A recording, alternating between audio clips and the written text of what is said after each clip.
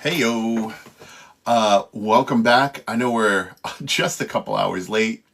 Finally getting my Ethernet all set up, and I'm thinking right now that I should probably connect the Wi-Fi there, but we're gonna let it ride.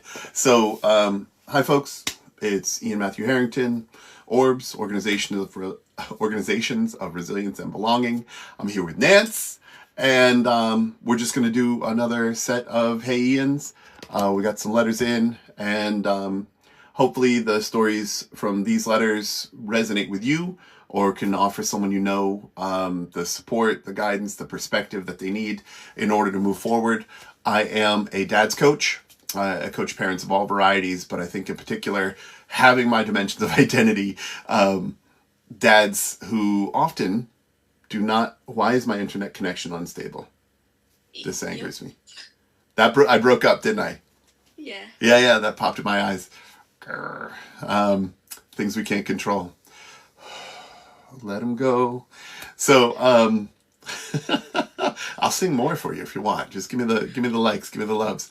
So, yeah, we're gonna talk through these parenting scenarios that are in letters that have come to us, and I'll offer my perspective.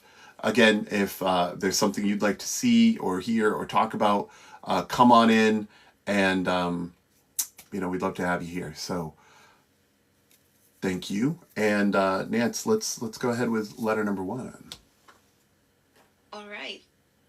So here it is. Dear Ian, I don't think I'm a bad dad. I think I'm stressed dad who's trying very hard not to let life spill onto my kids. I work long hours.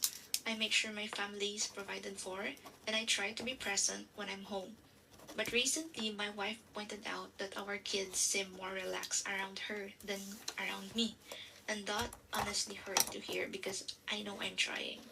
The problem is, I grew up believing good parenting meant discipline, structure, and toughening kids up for the real world.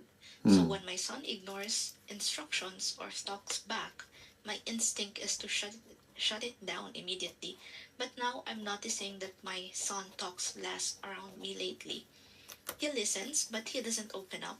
And I'm starting to realize obedience and connection are not the same thing. I don't want to become one of those fathers whose kids respect him but never feel emotionally close to him. I guess I'm writing because I know I'm doing the best I can with what I learned growing up. But I also know my kids deserve more than just my intentions. They deserve they deserve skills I may not fully have yet. How do you unlearn parenting habits that were normalized for your whole life? And how do you build connection with your kids without feeling like you're losing authority as a parent? Yeah. Stress James. Stress James. Your last point was it really goes a long way to understanding how to have this conversation. You're concerned, like the weight of your foot is on maintaining authority. And I think that's where you're stuck. Right there, my friend. Um, you're a good dad. And you're a good dad because you care about doing a good job. And I'm not saying that because I know you. I'm saying that because I see you. I see you in this behavior. First of all, you're listening to your spouse. Great thinking, okay? Highly recommended, 10 stars. Always listen to spouse, right? It doesn't mean your spouse is always right, but you need to be able to engage in that conversation, okay? And I think if your spouse is telling you something that they see in light of the kids, that has got to be gold for you, okay? Because remember, your kids, being kids, do not have A, fully formed brains, and B, the vocabulary to tell you, right? Or the courage or the confidence to tell you how they feel or how they feel around you, how you're making them feel around you. So that's a really important piece, okay? But authority, you are their dad. That's not going to change. But do you need to, if I need to put forth that I'm the authority, who's really served in that? Okay? And I think you'll find it's your ego. It's all about ego. in that case, right? I don't need to in my email signature, in my email sign off, or my introductions to people, tell folks about my degrees, right? Put the letters after my name. That's not the important piece. Those are ego components, right? You don't need to reaffirm that you're the dad. Everybody in this dynamic knows that, okay? So authority, let's set it aside for right now. Because obviously, to me, in the way that you're writing, you recognize that that authority doesn't resonate with you from your own childhood. It's what you know, it's what's familiar, but it's not what you feel deeply, intuitively, and continue to be vulnerable like this. It's not what you feel is right. And you're hearing that it doesn't empower the connection with your kids. You're feeling that it doesn't empower the connection with your kids. So it's time for you to make a different choice. A good dad asks those questions and is open to that feedback. And here you are, right? So give yourself a huge yay for just being open to this. Let's start there. Yay for James. Toughening up the kids. James, we grew up in a different world than our kids are in. We grew up in a different world. And maybe the jury's still out on what that actually means. But toughening up, our kids, for an 80s, 90s environment, even an early aughts environment, that's not their world. Their world is today's world.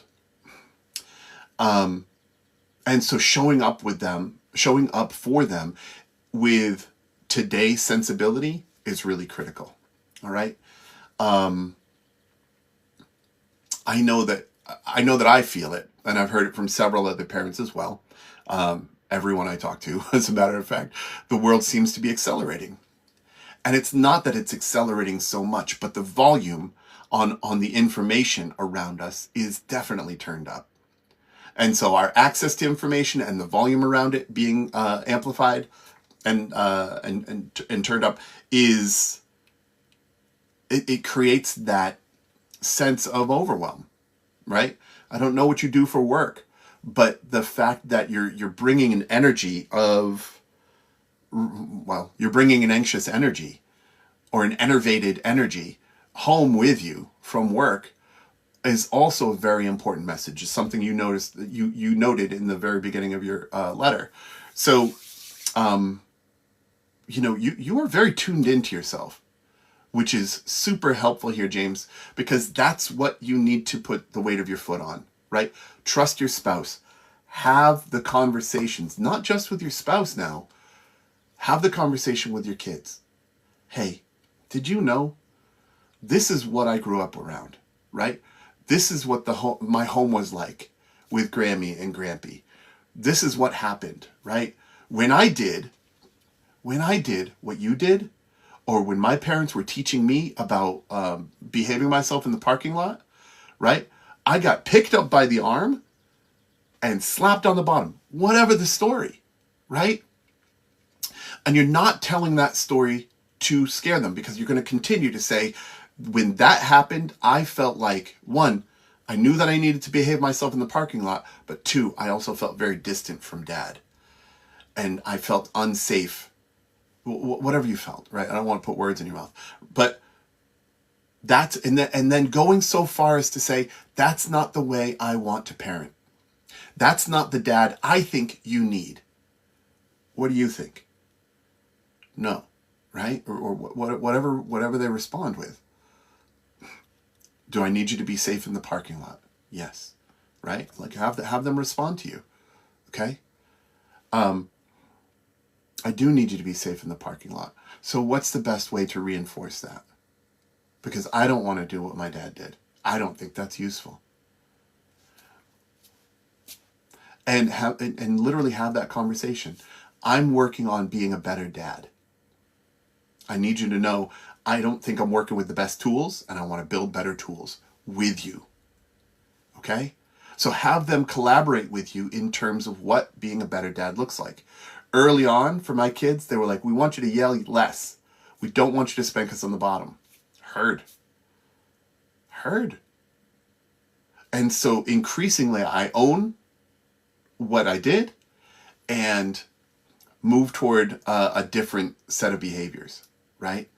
Hey, we've talked about this several times. I asked you once, I reminded you, and I reminded you again, and you're still not doing it. What is the message you think that gives me? And I'm not having that conversation with a screen on in front of them. I'm not having that conversation with the music on in front of them. I'm not having that conversation with some other distraction around them. I'm having that conversation at their level, face to face. Okay? Meet them where they're at, physically, tangibly, palpably, right? Maybe physical contact, right? Touching them on the shoulder, holding them, hugging them as you're having some of this conversation is useful, right? So do that. Try it. What kind of a dad do you want me to be? What do you want me to do? You want more hugs. You want me to talk to you more. You want me to read a bedtime story. You want to take walks together. You want to play Legos together. Be available for those things to the extent that you can, right? I'm absolutely that dad who my time with my kids is precious and they need to eat. And I don't want to run them to Dunkin' Donuts. I don't want to bring them to Taco Bell or Burger King every time, right? I don't want to do it 10% of the time, right? Sure, as a treat, absolutely. When we're taking a long trip, stopping off at Dunk's, super useful, okay? But if I'm home, I want to make them food. I think that's the number one way that I was shown love as a kid, and to be able to do that for my kids, it means a lot to me. Right? To teach them and develop their taste buds and their awareness of nutrition and what nutrition means to me, man, that's important. I value that stuff. Nutrition is a value in this household. So I make the food. It takes time. It takes time that I otherwise could be playing Legos. I could be jumping on the trampoline. I could be wrestling. Okay? And so it's important for me to budget my time in ways that leave space for 10, 15 minutes of Lego play, right? 10, 15 minutes of trampoline. Half an hour of wrestling. I have a preference, right? So it's okay. It's okay. How about some time to read to your kids? So when I think about, when you reevaluate your behavior, how is your behavior out of alignment from the principles that you want in your household, right? I want trust. I want openness. I want curiosity, okay? But if your behavior is out of alignment with those things, you're not going to get them. You're not going to feel them. The first person you need to deal with is you. I need to let go of authority. I need to let go of this narrative I have that good parenting means yelling, raising my voice, being overly forceful. I need to find a way to self-regulate before I come home. If I'm bringing in this enervated energy, right? This electricity, this anxiety, right? And what could that be? Take a walk, right? Do something besides the bar, right? All too frequently and historically, our working parents have, stopped off on the way home for the numbing of a substance. If that's all you've got, use it for the extent that it's useful. But I highly, highly recommend hit the gym. Take a walk. I know maybe everyone's at the gym. Find your routine, do your thing. Even just stop in there for 5 minutes of tanning or of massage bed, like whatever little grace you have. Walking in nature is beautiful. We are of nature. We forget that all the time. Do it. Okay? So you have options. Certainly happy to explore more options with you.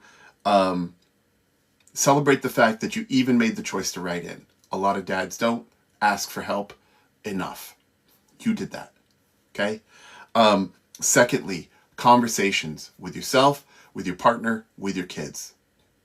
Own what you've done, own your story, say, and use a principles-based analysis on the kind of parent you want to be, right?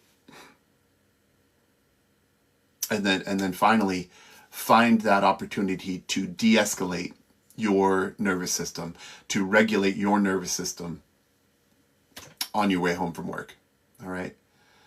So thank you very much for the time, James, and hope to hear from you. Let me know how it goes. Our friend Nancy has dropped out of the meeting. We're gonna help her rejoin. But if anyone has something to say, hi, Sergeant Kim, welcome. I'll tap the old say hi. I waved at you. This is just the second live in the Dear Ian series. So we'll be doing this. I hope to do this daily, right? Life stay lifing, but you know, we'll be able to work it out. Let's see if Nance has another little Dear Ian letter for us. I'm pretty sure there is one. All right. Gotta refresh. Oh, Cheddar, you want to co-host? Sorry, I don't know you. Maybe some other time. Buy me a drink first, fella. Let's see, joining. And Nance. Are we back? I think we're back. Hey there. Let's see. Juanito. Bienvenidos. Let's see, Daniel. Leonardo Ramirez. Leonardo. Well, good to have you. Who's this? Echo. Echo 1111. Good to have you as well. All right, Nance. I know that you weren't able to catch the whole end of that, but I'll tell you, it was gold. It was very precious information. And we thanked James on the way out. So tell me, do we have another Dear Ian letter that we can get into? Yeah, we have a second one. Let's hear it. Right. Dear Ian, I've spent so much time trying to avoid becoming my parents that I don't think I ever stopped to ask what kind of parent I actually want to be. My childhood had a lot of chaos in it, fighting, emotional shutdowns, addiction issues around the family.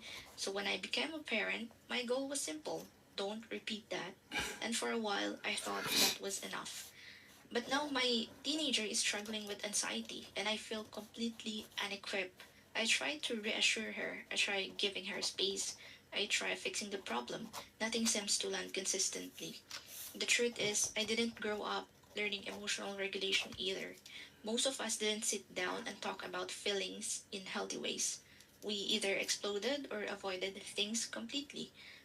I can see that my daughter needs support from me, not just good intentions, and I think I need support too, if I'm being honest. Now, how do parents learn emotional skills later in life while actively raising kids at the same time? And how do you help child feel emotionally safe when you're still figuring that out yourself? Relentless Raccoon. Relentless Raccoon. I love it. Relentless. Stay relentless. Lean on that. Love that. So relentless. Here's what you shared. You open with not being your parents. And this can be challenging for a lot of folks because our parents taught us what we know about parenting, by and large. They did a lot of things right. Relentless. Okay? You have survived to today, right? To the sending of that letter, and that's really important. So we want to celebrate your parents for the work they did in making you the person that you are today. Okay? Are there things that they could have done differently? Absolutely. But guess what? Every one of their choices that pertain to you led to you being the human being who's out there and humble and curious and courageous and wrote that letter. Thank you. Right? And you have a humble and curious and courageous young lady in your life. And that's precious too.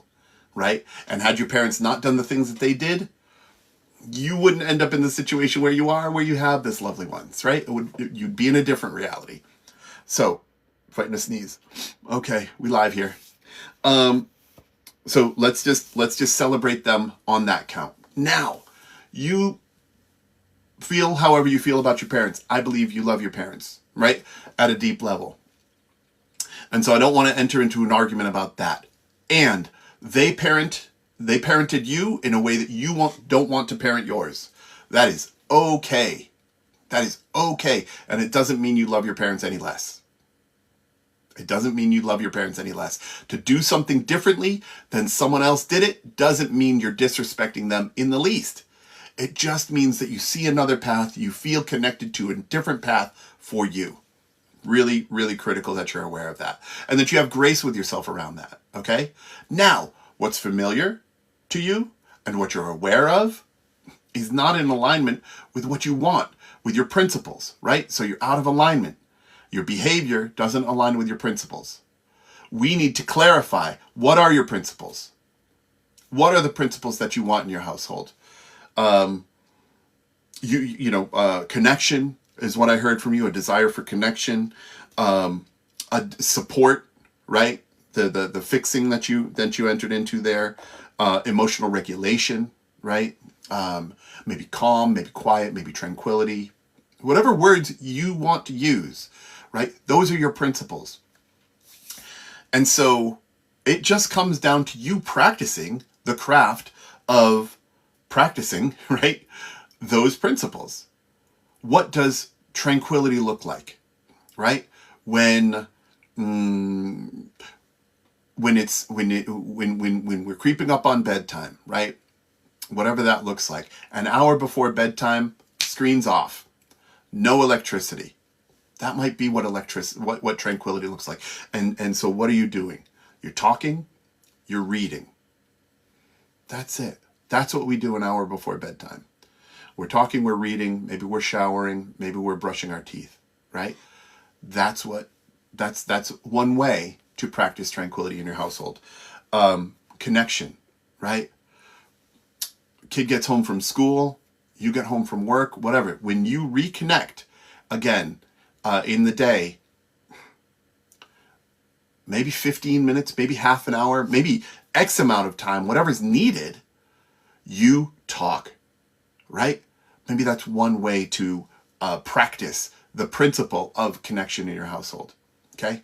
But that's how you build these skills. That's how you build those skills. And just as we talked about with the last writer,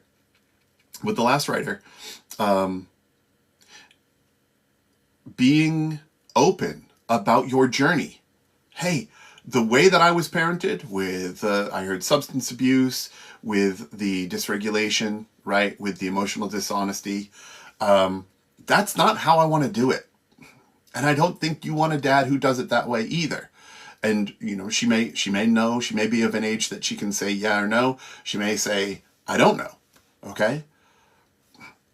But you're going to speak to her in an age-appropriate way and say, I want to be the kind of dad who, right? Or you could ask, do you want me to be the kind of dad who, right? And give examples.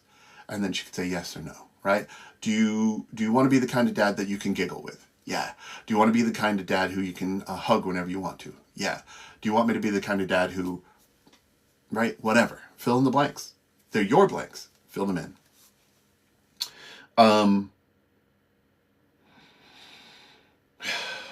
So substance at home was part of my story as well. And for a long time, I was very angry with my parents. And to the point where in my teen years, I'd considered taking my own life because I thought that was the only way to escape the patterns that were set out for me. It was momentary. No one else was involved. It was a quiet reflection moment where I identified there were way more reasons for me to live than die. So that happened. But it's part of my experience, so I share it. I needed to break the chain for me, and that meant moving away from my dad. Now, there were no, I wouldn't say less substances in my mother's household where I moved when I was 16, but it was a pattern break, right? And so that was really important for me. I ended up going to school in Connecticut, pursuing not the engineering and the things that I was, I thought was the path laid out for me up in Massachusetts. It ended up being a whole different thing. Very fulfilling. I'm delighted to be with you here now, and all of that groundwork was laid long ago when I made a pattern break for myself. Okay, it's impossible for you to find authenticity in your parenting if the basis of your parenting is, I don't want to do it like that. You heard? Like, your parents' use of substance cannot be the foundation for how you parent, because it's not authentic. You're still emotionally tethered to how they parented in parenting in rebellion to how they did it. Your parents gave you a lot of examples that you don't prefer. They gave you a lot of examples that you do prefer. Your parents have strengths that they passed on to you, and they showed it to you in various and very discreet ways, but only you know those ways. Give them credit for those things, right? Dad showed me the importance of hard work in this. Mom showed me the importance of resilience in this. Mom showed me the importance of honesty in this. Dad showed me patience in this. Okay, so what are the great traits that you preserve from your parents and honor from your parents? And then what are the other traits? And recognize that those are the things that you are letting go of. Let go of them. Your parents did the best they could, just as you are doing the best you can, right? And that's going to take lots of different shapes depending on our situations, depending on all the different realities that impact us, right? Our environments, our education, the support systems we have around us, connection to faith, opportunity to self-regulate, quantity of free time, connection to nature. I mean, I could go on. Do you have pets? So anyway, all of those things impact our ability to show up, our ability to have capacity for other people. Okay? Let go of your parents' mistakes. Let go of the choices that you would rebel against. Your parents did the best they could. Full stop. Okay? Now, with the foundation of the good traits that your parents gave you, which you are recognizing are yours, so celebrate the hell out of that. Yay. Right? Because wouldn't you want your little girl to recognize her strengths too? Behavior is caught. It is not taught. Right? Our kids catch our good behavior. If we practice self-care, if we practice self-love, if we show up for ourselves, if we recognize our strengths, our kids can do it too. If you want your kid to be able to recognize her strengths, if you want your kid to celebrate the hell out of what a wonderful little human being she is, and then continue that pattern into her adult life, I mean, I'm crying tears of joy because I think about the times that I've seen my kids celebrate themselves, and it's special. It's really special. You got to practice that. You got to show that. Behavior is caught. It's not taught. Okay? The fixing. When Relentless Raccoon, if you came to me with a problem, if you said, this thing's going on, right? I got a flat tire. And I just go, and I don't ask you what you want, but I just go and fix that flat tire for you. What I'm saying subtextually, what's the message underneath the action is, I don't think you can do it. Now, that's not what I intend. I might just be, trying to be of service. But you didn't ask me to do that. You didn't need that from me. And so the message is, I don't think you can do it.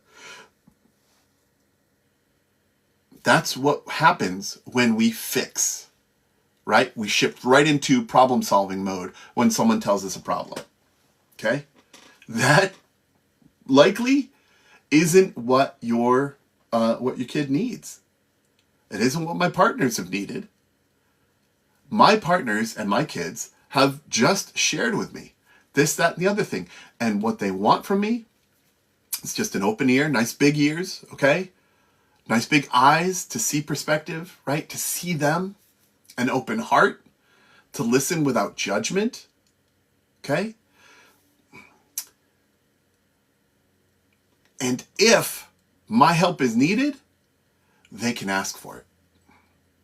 I'm there for it. And I can even ask if they want help. Would you like my help with that? Nothing wrong with that, okay? 9 times out of 10, 99 times out of 100, the answer is no. I just wanted to talk. Because all they're doing is externally processing. It's very healthy, right? It's how, when we articulate our thoughts, right? It takes this nebulous void of thought, right? Of all the thoughts that we're thinking, and it crystallizes them into these words, into these lines, into these sentences, into these paragraphs, in which we describe and give the problem shape. And when something has shape, we can measure it. And when something can be measured, it can be managed. And when something can be managed, it's absolutely surmountable. We can absolutely fix the problem now that we've measured it, because we've figured out we can manage it. And so that's the whole story, right? We've given the problem shape, and now we can do something about it. Ta-da. But all I needed you there for, Dad, was to listen, so that I was not just talking into space. And you might ask some critical questions, some things I didn't think about, right? Oh, so I just pulled over and I changed the tire, right? Well, was it dark out? Was it safe? Were you under a light? Right? What are the paradigms? What are the perspectives that as a young person I might not have, or might not have thought about, that would be helpful for you, right? Instead of changing the tire, could you have made your way to a gas station and purchased Fix-A-Flat? Fix-A-Flat, Dad, what's Fix-A-Flat? Oh, well, Fix-A-Flat's this little can of foam that you hook up to your tire right where the valve stem is, and it fills up your tire with foam, so that you can get to your destination and then get your tire repaired in a more complete way, somewhere else, right? Somewhere where it's optimal, where it's safer for you, yada yada yada, right? That's it. And where do parents go for support? Well, they come to me, and they come to coaches, and they might talk to their therapist. They might talk to a licensed marriage and family therapist. Right, but you know those resources out there. I'm a dad coach. That's why you wrote in, and I'm saying that for the benefit of the audience here. But if there are questions, if you have concerns, if you're struggling with something, that's what the Dear Ian Live is for. Send in your letters. Give a little bit of detail about what you're struggling with, who's involved, and share your name or not, anonymous. This is Relentless Raccoon. Stay relentless. But that's what we're here for. Nance, thank you so much. Love from the audience and for the audience, and we will see you tomorrow. Have a wonderful. Take care.